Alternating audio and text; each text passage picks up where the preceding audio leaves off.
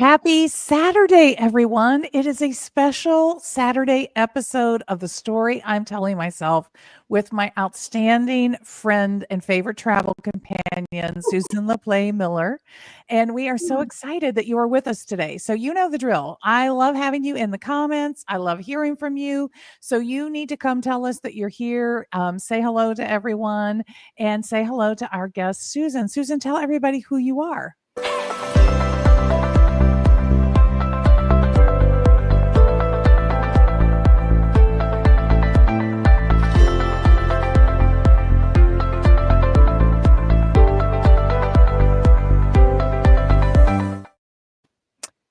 Hello, I'm Susan LePLae Miller. I'm a lot of things, but I'll start with youngest of 6, because that's where I came from, mother of 4, and a founder of a LLC where I do strategic partnerships. And then I also helped found a breast cancer nonprofit called My Density Matters. So I'm also a poet and a speaker, and I'm kind of whatever I want to be. And I think that's what we all should be, is whatever we want to be. Absolutely. And that's one of the things that I do love your poetry. Oh, And you're a very good photographer. So when you put the photography and the poetry together, it's pretty darn amazing. And if you want to see some of that, piecesofi.com, piecesofi.com. It's in the comments. That is where you're going to find Susan. I'm going to give you her LinkedIn a little bit later, but right now, like, you can find everything you need to find out about Susan at her website. So you love celebrating International Women's Day, and you have a big promotional thing that you've put together to celebrate, which today is International Women's Day. yay. And as we were talking about this episode about abandoning ourselves, we felt like this was a really good time to have this conversation. So I'm just going to let you walk us into the backstory a little bit about how you came to this realization that perhaps the person that kept abandoning you most frequently was yourself. Okay. Yes. Goes back years, but we all have things in our life, and how we respond to trauma. We all have trauma, whether we want to admit it or not. How we respond is, purely subjective. You can respond one way, your sibling could respond a completely different way, and your friends likewise. So for me, a lot of things happened when I was young. And my trauma response, which I'm realizing my trauma response, was to be a fixer and to always have everything done right.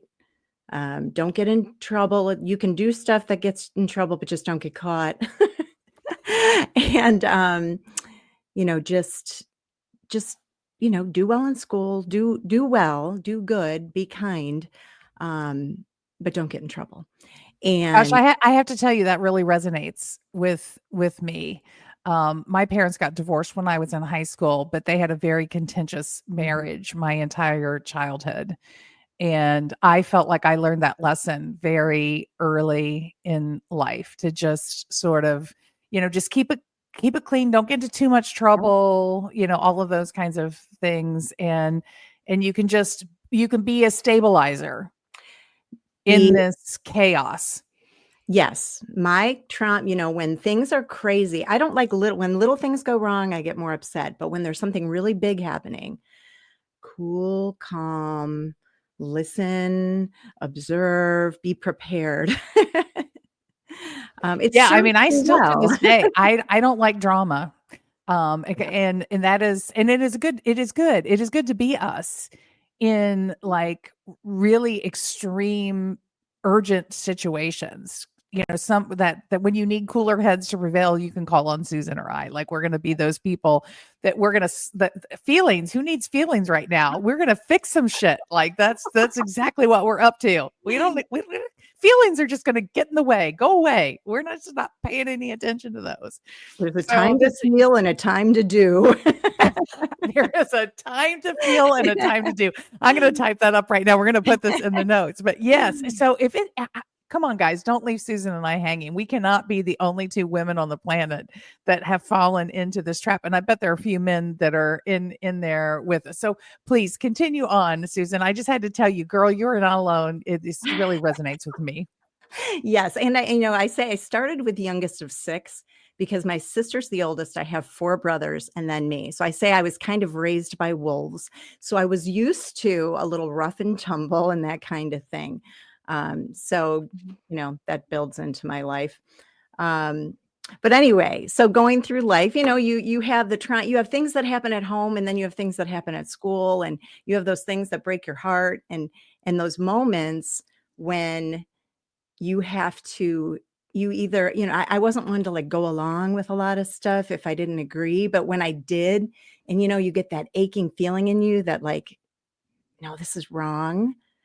um and that's when this whole know your value, live your values, it started early in life because you want to fit in, and if you're going through trouble at home or in other situations, you want to fit in somewhere. And I remember being in middle school and sitting at the lunch table trying to fit in with the new set of girls, and I didn't necessarily agree with how they may have treated everyone, and then there's a time you finally stand up and then you get rejected, and then you're like, oh my God, I can't handle this rejection right now. But you know what? Your tribe comes out of their woodwork. And I am still best friends with some of my friends from middle school who were there. The people that show up in your life, they matter, they make a difference. And, have you ever done one of those life map things? Like every Mhm. your life. So if you've ever done a life map where it's like every point in your life where it's been like super highs and super lows, and you start looking for patterns, um, then you can see those moments when you're out of alignment. And I noticed that every time I was at a low, you can't control the environment around you. You can't control if somebody dies. You can't control what your parents do. You can't control what your siblings may do or your friends. But you know how you feel.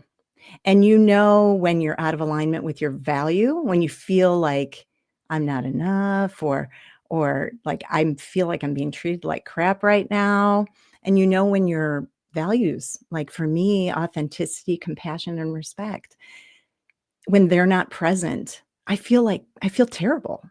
And So especially you could see that. You could see oh, that in your life map? I can see it in my life map because every time I was out of alignment, it took me decades to figure out, and it took me several encounters of realization. But I think when the shit really hit the fan, I'm sorry, I'm probably not supposed to say that, No, but that's okay. when it hit the fan was in 2020, right before the pandemic. And I was probably undiagnosed clinically depressed. I was in a situation where I did not feel valued. Um, I was not in alignment with my values. I didn't recognize that that's what it was. I just knew I felt miserable. And when the pandemic hit and everything, got laid off and all these other things happened, I had that moment of like, oh my gosh, I've got to get myself out of this, but you can't do it alone. And I remember being on a call with this Friday night happy hour of all things. And here I'm trying to show up and, I'm fine. I'm doing great. Everyone on the call is doing great. And they passed around, okay, everyone's going to select, we're going to have an automatic value generated for you, and you're going to talk about it. And I got the value courage. And Mm. I was so upset. I mean, I wanted something like joy. I wanted kindness. I wanted happiness. I wanted respect. But courage, I was mad. I was like, courage. I've had courage my whole life. I don't want to have courage right now. I don't want to talk about courage. And I turned off my camera and I was going to leave. And then I thought, no, you're going to stay. You're going to stay, but you're going to leave your camera off.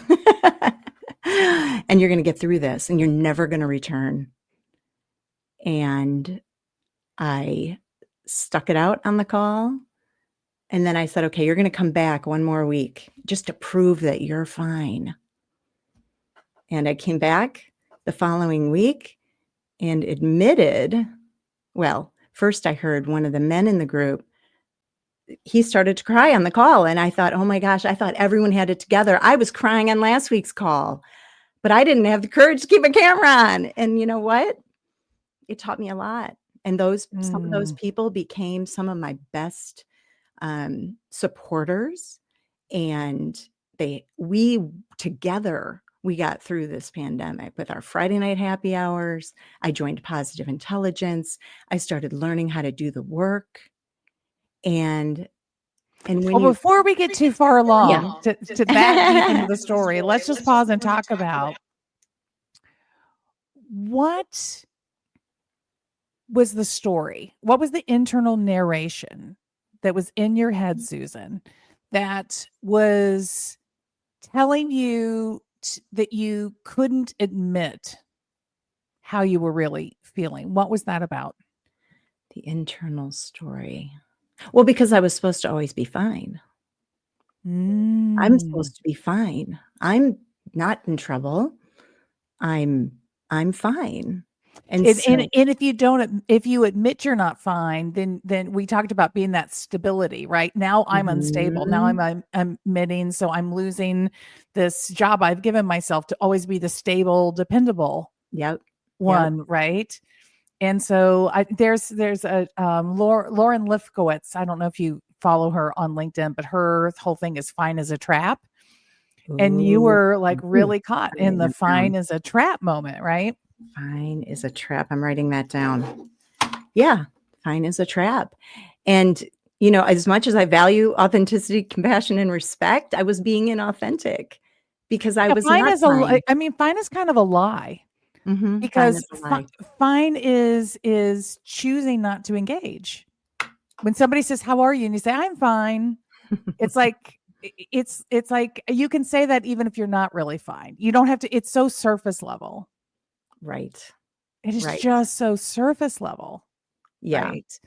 And this is where the pleasing part of some of this comes out, right? Mhm. Because if I admit I'm not fine, I might be a burden to somebody else. Right. If I admit I'm not fine, I might make my husband feel guilty. I might make my coworker, I might make my friend, I might, right? Right. And I'm the one that shows up for them. I'm not the one that they have to show up and support. These are the stories that go on in my head about this. Yeah. And it's funny because when we initially talked about the, abandoning self, I never associated myself with as being a pleaser ever. And when you put that on the first thing, you're like, pleasing. I'm like, I'm not a pleaser. But then I realized, you know, any of these the way we self-sabotage, it comes through in a lot of different ways. And so then I'm like, well, Mhm. I'm going to do a little bit of research on this. And yeah. And I'm like, oh my gosh, I can't believe it. Well, share, because not everybody has done positive intelligence, read the book, or done Um, some of the work like we've done. Do you want to share a little bit about the internal story we tell ourselves and the hidden lie about that when our pleaser is running the ship? yeah. Right, because you're not taking care of yourself. You're so busy taking care of other people that you're not listening to what's going on inside you. And when you cross the boundary lines of your values and for me, respect is number one. I can deal with people that I don't like. I can deal with people that are not kind. But when it comes to disrespect, I draw the line. But yet I could sit by somebody, and if you're disrespecting my friend, I would stand up more than if you were disrespecting me. And I have Mm. learned over the years now how to flip that. But I recognize that I could be everyone else's um, helper, saver, fixer. But when it came to myself, it was just, I kind of put myself on the back shelf. And I think this is so very common. Mhm. I have these conversations a lot, especially with women. And what I want to add into this for those of you that are listening is in in business, in the professional part of my life, Mhm. I didn't walk the world being a pleaser. I Mhm. was a disruptor. I was somebody that didn't, I was a total Gen Xer. Forget about that rule book. There's a smarter way. I'm going to figure it out. I mean, I was very much a very strong, any of my old coworkers will tell you this. I was not a pleaser. When I had my first child and I became a mother, that was what lit up the pleaser side of my brain. It was like when my family expanded from just my husband and I, which we were very we still are. There's a lot of equality. When we added children into that, we fell into the same um role structure in our family that we had seen our own parents have. And Wow. he was an involved dad, but not like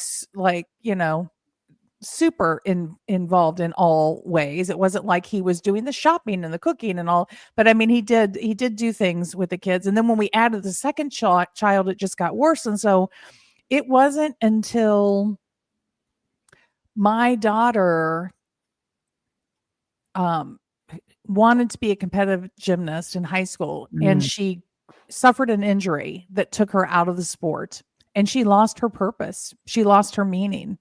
She was a lost kid at that point. Like, she didn't know who she was if she wasn't a gymnast trying to get on a team in college.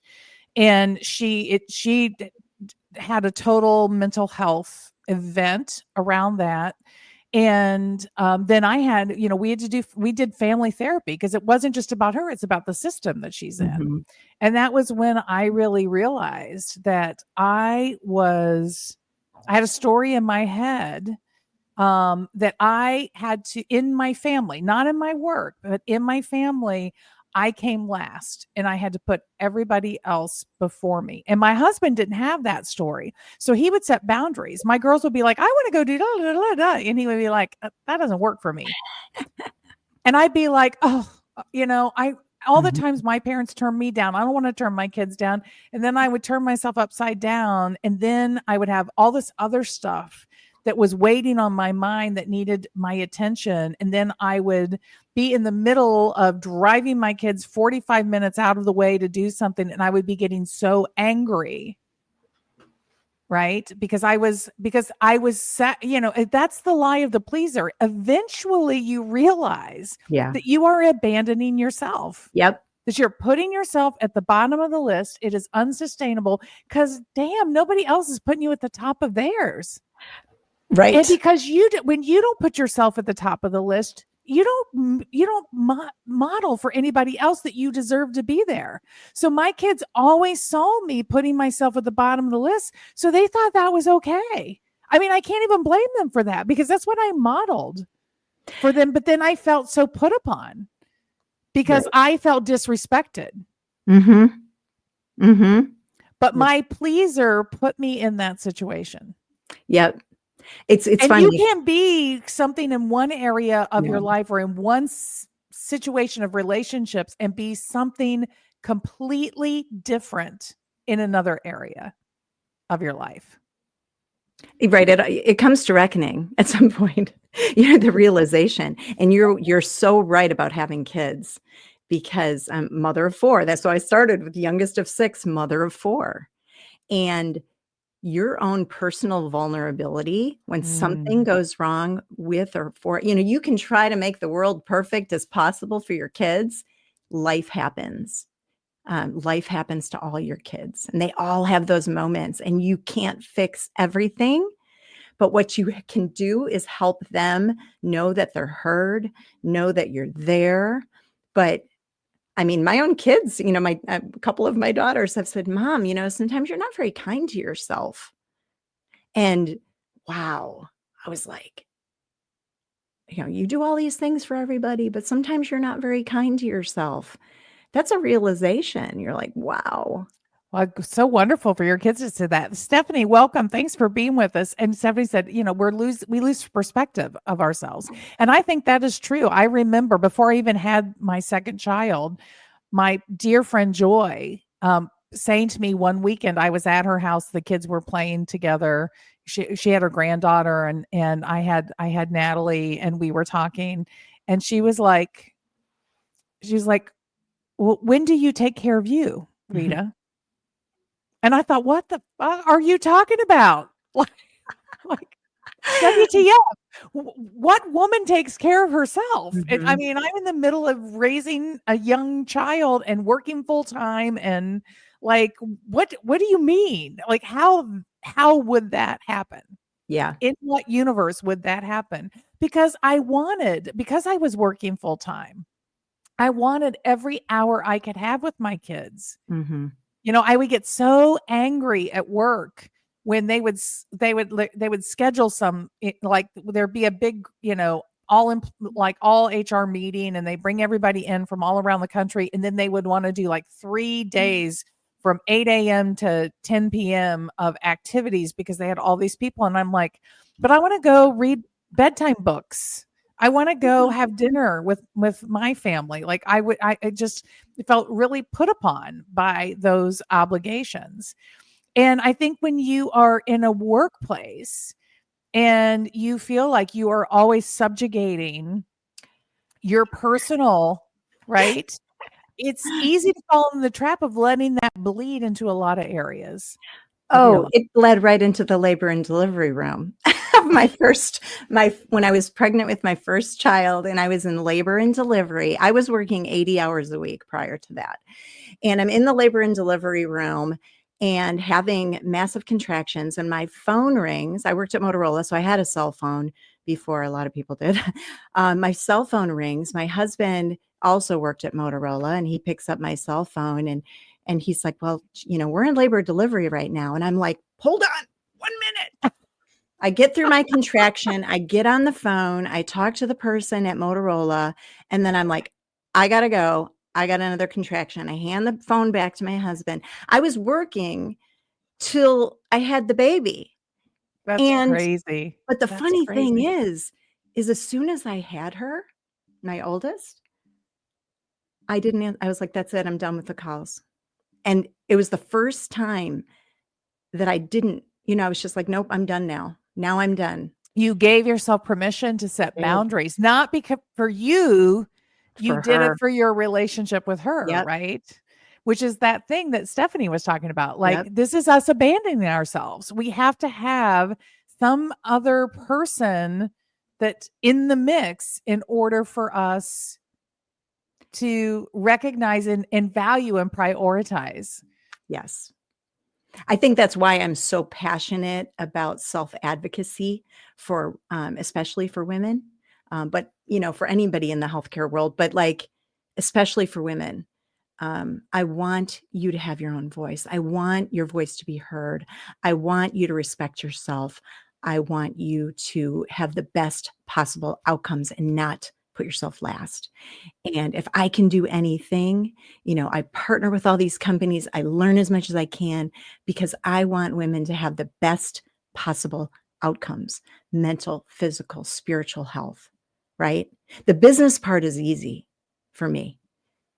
Personal care, personal development. I want that for people because the business part, read a couple books. Like you can get the business down, but that personal development, that takes a lot of work and it takes a lot of Well, care. we were talking about the World Happiness Summit that we attended Mhm, together last year before we came live, and this whole research mhm. around well-being and what well-being looks like at work. That's what you're speaking into, Susan, is this idea that we have two selves. Like, if you are still buying into that BS, like, let it go. Just please let it go. We do not have two selves. We are whole beings. We bring our Right. whole selves with us everywhere we go. This idea of compartmentalization is just, you may think that you're doing it, but then subconsciously, your saboteur voices are just Mhm. jumping in there and misdirecting you. Trust me. Trust me, we can do the work. You can do it with Susan or I. We can both show you Yep. that you really cannot compartmentalize the way you think that you can compartmentalize. So first of all, we got to let go of that notion and for well-being. And then once we let go of that notion, and now we are looking at whole beings Mhm. in the workplace, people have to have meaning in what they're doing. Yes. And that meaning has to speak to their whole self.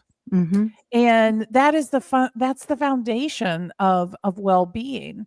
And you can't have clear meaning if you can't say what you want. Right. If you're still abandoning yourself, if Yep. you're still saying, well, whatever they say, I'll just follow along. That's never really going to be well-being for you. Right.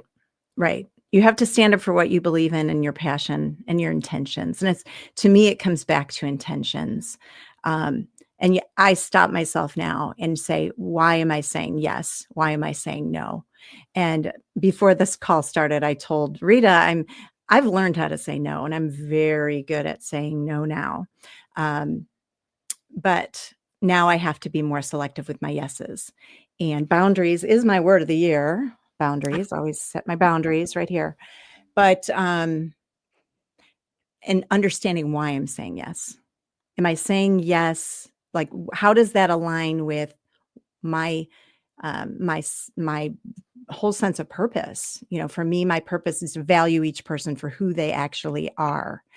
And am I saying yes to Rita to be on this call because why? And so for me, I'm like, well, one, I want to support my friend, but two, I really want to support people and I want people Mhm. to know their value. I truly like at the end of the day, know your value. You already are worth it. You're already worthy. You're, every piece, I call them pieces of I, but each of us has a gift. And yes, we're whole as one, but when we bring together the collective, we're even better, which is why this International Women's Day project I did. I pulled together, I just said, I want to hear from everyone. Right now I need a lift. I need a lift. I want hope. Everyone sent in these photos and purpose statements. And oh my gosh, it was like, I'm putting them in the computer and I'm like, this was such a gift because each and every single one of you has value. And what you're doing in the world, that's the difference. And Well, it and is what you just proved with your project and when you show, when you say, when you allow that to shine, you mhm, actually lift other people up. You bring mhm. other people Yep, with you into a better place. But when we tell ourselves these stories of I'm not enough, I'm not good enough, it's not my time yet, whatever it might be, and you dim your light, you are not just dimming you are dimming the yep, opportunity for all the other people around you. And this is why this idea of am I abandoning myself is mhm, so important because if you can lay claim to your right to allow your brilliance to be seen and experienced by others, then it's just a matter of opening your heart and your mind and following where it leads you. I right. mean, that's how you got into this healthcare space that you're in right Mhm, now. Why don't you mhm, talk a minute about that? About because you were when I first met you were kind of in a quandary about all of this. And you were trying to figure out what your true north was mhm. and really claim that for yourself. So tell us a little bit about how you got to the place to give yourself permission to identify so clearly who you wanted to be in your professional life. Whew. It's the listening thing, right? It's the internal listening. It's aligns with the poetry. When I started learning to listen to what was in me, I was never a poet. Like, I'm like, I'm not a poet, but for some reason it's coming through me like that. And that's how I'm expressing myself. And it's okay. And I've had a lot of people tell me, like, you should or shouldn't do this. I don't listen to the shoulds. Don't be a shoulder. Right. Um, I will, if I want to write poetry on LinkedIn, I'll write poetry on LinkedIn. If I want to just put it on my website, I will. But anyway, getting back to the healthcare thing, I started in the healthcare space because of my friend who's, she's got stage 4 breast cancer. And I, of course, wanted to help her. So I helped her with that. And then I've been in it for a few years and also did positive intelligence and some other things. But I wanted to I was trying to figure out, okay, so when am I going to do for my business? But not realizing I had been doing it the whole time. I set up all the programs and partnerships because it's natural. Like I said, the business part's easy for me. So I'm like, okay, I'm already doing this. And then I started noticing when I speak with people about advocacy, like they understand what I'm saying. Mm. Yesterday, no, 2 days ago, I was at the International Women's Day event at 1871, which is a big tech hub here in Chicago. And I was talking to these 2 young women about how I wanted them to stand up for themselves and self-advocacy, and it was in the menopause space. And I'm like, I know you're too young for this, but I want you to pay attention now. And one of the women looked at me and she said, I wish I would have met you 10 years ago, because I always thought I couldn't have a voice. Like my doctor would shut me down and I didn't know how to stand up to him. And so now I'm seeing how it's all been there the whole time, Rita. Everything I've done has led to where I am now. And it's natural. It's natural because it's not me. It's like these are the gifts that are passing through me. And I am a spiritual person, and I do believe, that's why I believe God has given us all gifts. We are just like channels for it.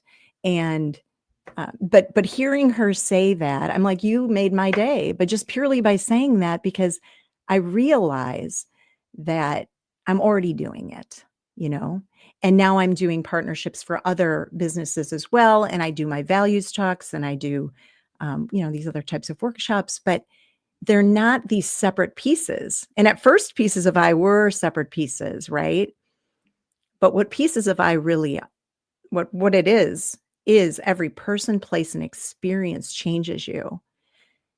And when you enter into a new situation, you have to pull different pieces to help accomplish Mm. it. Those could be Yeah. partnerships, they could be experiences, they could be going on somebody's podcast and but they're all pieces. I will not be the same tomorrow as I am today because I have had this conversation with you. That changes who we are. It doesn't change like the essence, but it changes a little bit. We're moved a little different. But I've learned to trust. I didn't Well, have a you've lot. learned to Yep. trust yourself. Mm-hmm. And this dovetails very directly with the conversation I had yesterday on the story I'm telling myself with Gary Spencer, who also was saying that the answers all are inside of you. Mm-hmm. One of the ways that we abandon ourselves is we start looking outside of ourselves and we start trying to duplicate what other people are doing, replicate, take ideas. And what both you and Gary are saying in these back to back episodes, which I was not planned, but I love, is that no, you got to go inside. You Yes. got to know yourself. You got to start listening to and trusting your Mm-hmm. own voice. If you are always looking outside of yourself for the answers, for the thing to follow, Yeah. you are abandoning Mm-hmm. yourself because you do know within yourself, not that we can't take inspiration, Right. but there is a difference between taking inspiration and looking for the playbook, that we've got to follow step by step by step. That's somebody else's that they found within themselves. Mm-hmm. Stop trying to read every single book. Start Yeah. doing something with the knowledge. And it is already there. And that is the voice for me came through the poetry. It And when it started resonating, the people that tell me what I should and shouldn't do that I don't listen to, um, I have CEOs of major corporations that send me private notes and say, I love your poetry and it really spoke to me. Right. And this is on a professional platform Right. because inside the poetry is coming from the intuition, the spirit. Sometimes I don't even know if it's me. I think it's just channeled, but listen. And when you're, don't read more books when if you're flustered, go for a walk. Go for a walk, put on a little piano, no words. Don't ask for too much advice. Just kind of like calm, quiet, and respect. So the answer was you were already doing it. I was When already I doing. when I met you and you were in that fluster, the answer was Yep. I'm already doing it. I just have to give myself permission to say this can be it. This can be part Mhm. of it. Because again, I think you were segmenting Mhm. Yes, I thought things. I either had to do this or this, and I don't. I can do both. And as soon as I opened up the space to say, okay, I'm going to do these partnerships in the women's health space. I'm going to just work on women's self-advocacy, and I'm going to open up that space. I don't have to not do one to do the other. The opportunities came to me. Mm, Then I was yeah. getting, can you speak on this? Can you be on this panel? Can you do this presentation? Can you come talk to these people? Can you run this workshop? And But it this is was exactly what initial. Gary said yesterday. Yep. Look, you got to listen to both of these episodes. The same thing happened to Gary. Once he turned inward and got really clear about his values and what he Mhm. wanted to be about and what his intentions in the world were, and then he just started to have natural conversations with people, and people were like, "Oh, I want to be a part of that. Oh, come do this with me for you." Right. Mhm. So this is what Susan means when she talks about authenticity. Authenticity has been misused in so many ways, but this is what she means when she's talking about operating from authenticity.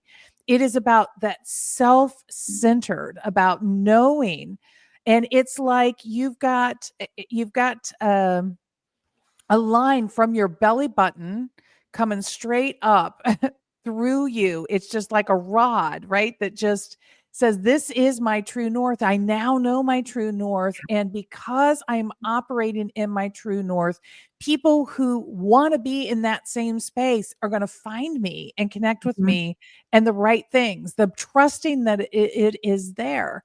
When you don't feel like that's happening fast enough or whatever it might be, or you listen to those should people shoulding all over you, and you start then acting outside of that, then you confuse people Mhm. and they don't know who you are and what matters to you, and they're not going to be as attractive to you.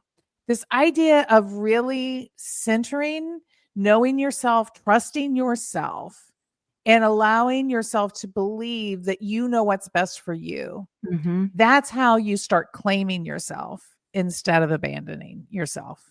Yeah, and when I've done some abandonment research, just on, basic research, one of the signs of abandonment trauma is, chronic loneliness. And we Mm. have a loneliness problem. Abandonment doesn't always mean somebody left you. In some cases, somebody may have passed away, somebody may have left. Those things may have happened. But when you self-abandon as well, this chronic loneliness and sadness and, you know, e depression can set in, and we have a loneliness problem worldwide. Well, and So. somatically, it will show up, right? I mean, not just Mhm. in depression, but you will start, your body will start to respond to that. So Mhm. suddenly, if you're having migraines, if you're having pain, a crippling pain in your body, things like this, many people, it's one of my favorite things about Martha Beck talking about this, about realizing she was out of integrity. She was completely out of integrity, and it was Mhm. it was somatically manifesting in real pain in her body. But what she had to fix was really getting aligned to trusting herself, respecting Mhm. herself, claiming herself, and living in her values. Right. And talking earlier about the life thread and all of those things, now I can go back in my life and I can see all of the times that I was helping people with self-advocacy and how it was always in me. I remember telling somebody in college, they're like, "Well, I don't want to do this." I go, "Well, sit next to me." They're not going to make you do it if I'm there because I'm like, if you need help being a self-advocate, sit with me in this moment. And then if you need help again, let me know. But I think you can do it. And I've been doing that my whole life. Like, I can help, I can help, I can help. It doesn't have to be a bad thing, right? And so Right. now I can see, like, if I can give you a little bit of knowledge or a little bit of confidence, and it can make the difference between, your mental, physical, spiritual health in any one way, shape, or form. Like, wow. And it's a little piece. It's a little piece of information or a little piece of confidence or a little boost of I've got you in this moment. But I A believe little piece of I've got community. one of my necklaces here says believe. I got this at my retreat this year. I believe in you. But you got to do that to yourself too. I believe Yes. in you. I believe in you, Susan. You got to look at yourself in the mirror and say, I believe in you. And I believe that your gifts are enough. And if you hold yourself back, you're not giving your gift to the world. And the world needs your gift. And, if I can give people a little bit of oomph and they can possibly save their life or have a better outcome, man, that's pretty cool. Well, we're going to end on that. That is very cool. This idea that look yourselves in the mirrors and say, I believe in you, Rita, I and believe in mean you. it. Say it as many times as you have to because you do. You have gifts. You are here for purpose. You matter and you get to claim that. You need to stop waiting for somebody else to claim it for you. You can claim it on this International Women's Day. We want every woman listening to this podcast to claim this for herself. Look, I know we are at time. I'm just going to remind you very quickly that on Monday, I have Sharon Summerfield with me, and I'm being undermined. Now what? We're going to talk about that. That is a 5 p.m. Eastern Time episode.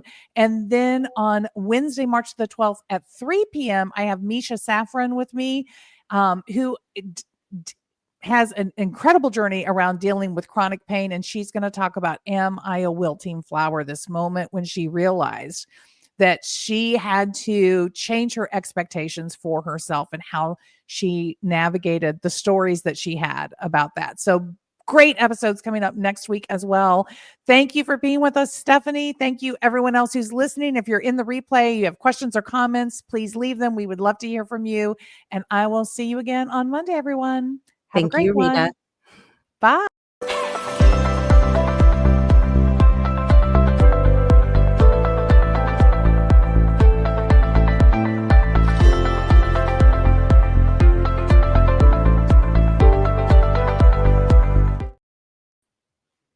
That was so powerful. Thank you for joining us on the story I'm telling myself.